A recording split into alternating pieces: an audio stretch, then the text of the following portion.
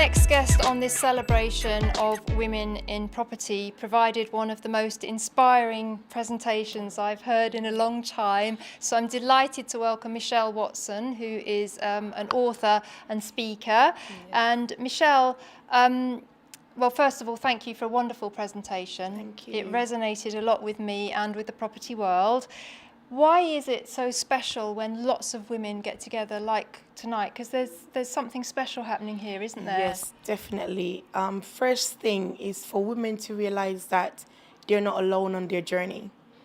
Because sometimes when you take a journey, you tend to think that I'm going through this on my own, or what I'm starting, nobody else has ever done it. So that connection is very, very important.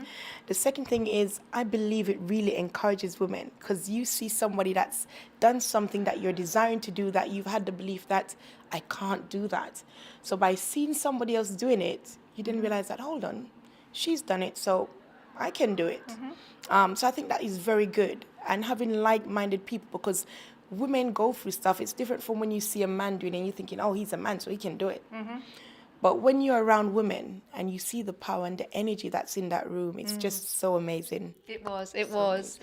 I think something that really resonated with me that you said was a saying that I actually haven't heard before, which is very refreshing. And you talked about possibility blindness. Yes. And I think that probably affects a lot of women in property, that they're not able to see the opportunity and push through towards it. Definitely. Because you know what?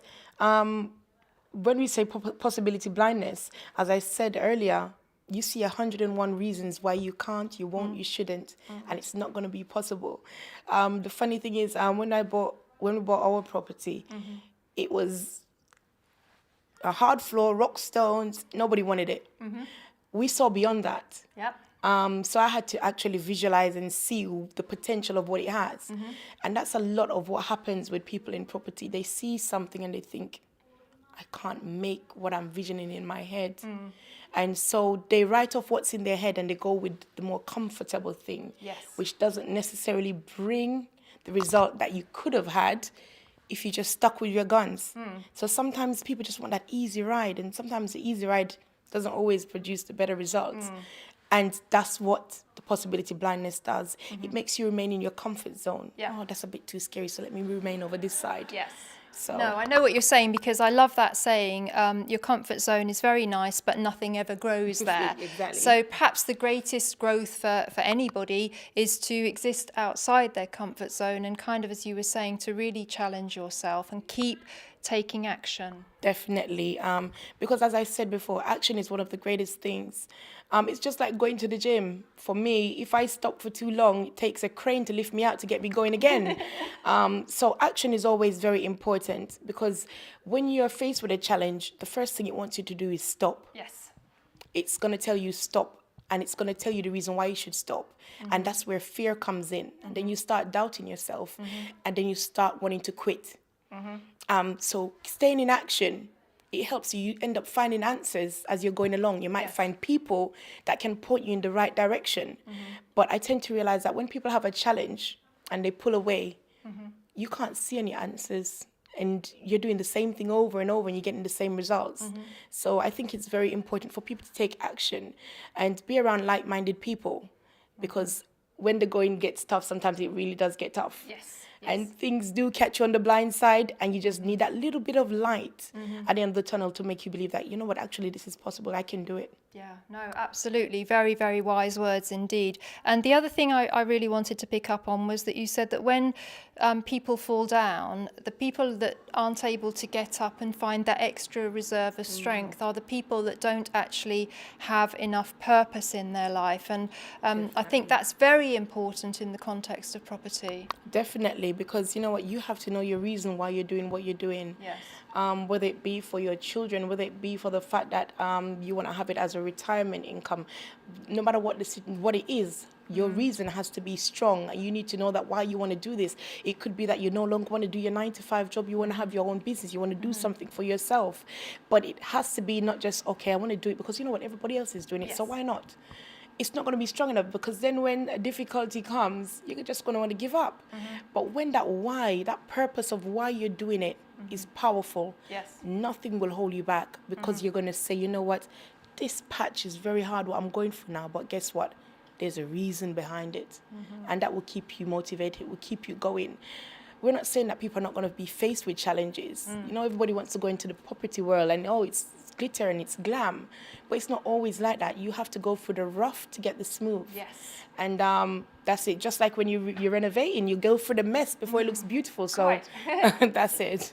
I hope you won't mind me saying, Michelle, but you did say in your presentation that you came from an abusive marriage, and obviously from what you said, you had some very dark times and you had to dig very deep. Do you feel that that's one of the main reasons that all women should seek financial independence, even if they are in a happy relationship? Because you probably didn't know the curveball that life was going to throw at you. Definitely, you just rightly said I was gonna actually say that. You never know what lies ahead of you. Obviously, you're not planning for things to go wrong, but guess what? Things do go wrong.